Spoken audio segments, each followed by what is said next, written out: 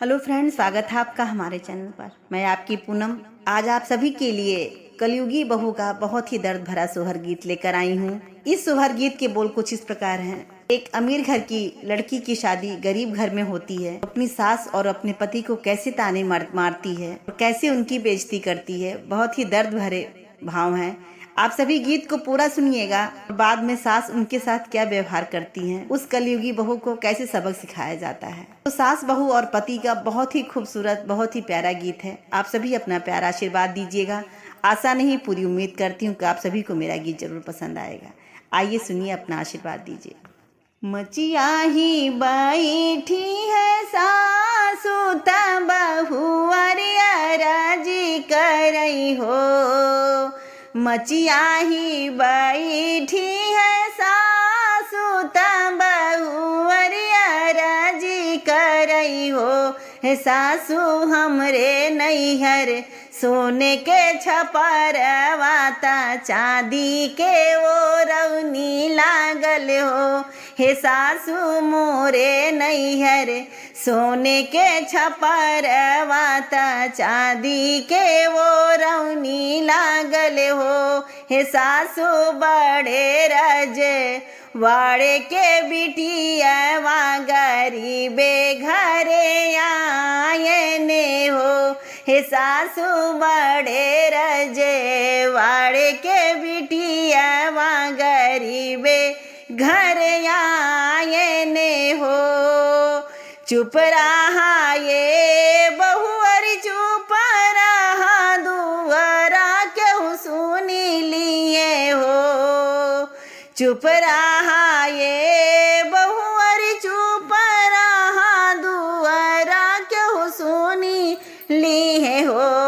बहुअर सुनी पई है पुतवा हमारे ता देश से निकारी दइए हो। हे बहू सुनी पई है पुतऊ हमारे ता घरा से भगाई दइए हो। सात ही जेवना बनायो तो सातो ही जेवन परस्यों हो। सातो ही जेवना बनायो तो सातो ही जेवन परस्यों हो। सखिया रामचंद्र बैठे जेवनरिया चरवा डोला वही हो। हे सखिया पिया मोरे बैठे जेवनरिया चरवा डोला वही हो। हमरे नैहरवा पिया सोनावा ता चांदी के वो रौनी चुवई हो। हमरे नैहर राजा सोने छत्र चांदी के वो रौनी चुवई हो। हे राजा बड़े राज वाड़े के बिटिया गरीबे घर आयने हो। हे पिया बड़े राज वाड़े के बिटिया गरीबे घर आयने हो।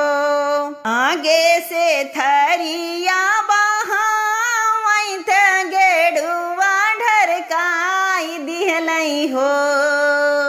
आगे से थरिया बहावई त गेड़ुआ ढरकाई दिहलई हो।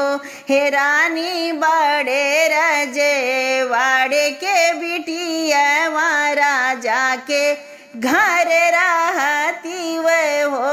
हे रानी बड़े रजे वाड़े के बिटिया राजा के घर रहती हो। हे रानिया बड़े हो अमीरे के बिटिया गरीबे घरे काहे आयु हो। एक साल बीतल दूसर साल और तीसर साल हो। एक साल बीतल दूसर साल तीसर साल हो। लागे बतिया वही के धिया कब जाई हाई हो रामा माई बाबू लागई बतिया वही की धिया कब जाई हाई हो सखिया भैया भाभी लागे बतिया वही की धिया कब जाई है नदिया कब जाई है ई हो टोला पड़ोसी तनवा मारई भौजी गरिया वाई हो ननदी कवने का रामय से काइलू नहीं हरवा डेरा डरलुई हो ननदी कवने का रामय से काइलू नहीं हरवा डेरा डरलुई हो बाउर भइल मोरा जिया रात यौरो बाउराइल हो बाउर भइल मोरा जिया रात यौरो बाउराइल हो सखिया कवनो पैया जे कर तू ता पिया से मिलाई दे तू हो सखिया कवनो पैया तू कर तू ता पिया से मिलन चल तू हो एक हाथ लिहली डेलरिया त दूसरे कुचरियाई हो एक हाथ लिहली डेलरिया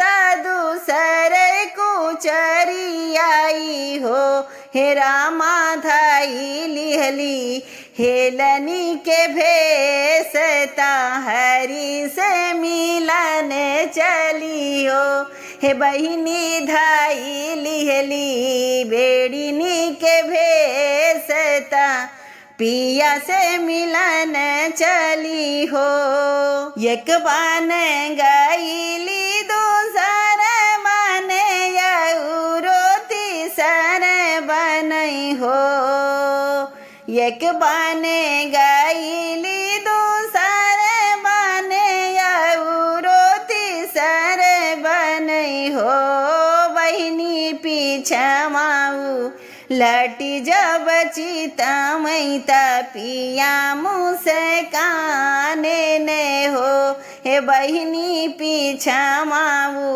लटी जब चिता मैता पिया मुँह काने ने हो तोहरे नैहरे सोना छापर चांदी के वो रौनी लागल हो तोहरे नैहरवा सोना छापर चांदी के वो रौनी चुए हो रानी बड़े रजे बड़ के बिटिया गरीबे लगे काहे आयु हो रानी बड़े रजे वाड़े के बिटिया गरीबे घरे काहे आयु हो हमरे नैहरवा राजा कुश छपर पानी के वो रौनी चुई हो हमरे नैहरवा राजा कुश छपर पानी के वो रौनी चुई हो राजा बड़े रे गरीब के बिटिया वाता हमें अपनाई हो राजा बड़े हो गरीब के बिटिया वाता हमें अपनाई हो। बस बताइएगा कि नैहर कितना भी अमूर क्यों ना हो, अपने जो भी ससुराल मिला है गरीब चाहे अमीर लड़कियों को ही गुजर बसर करना पड़ता है।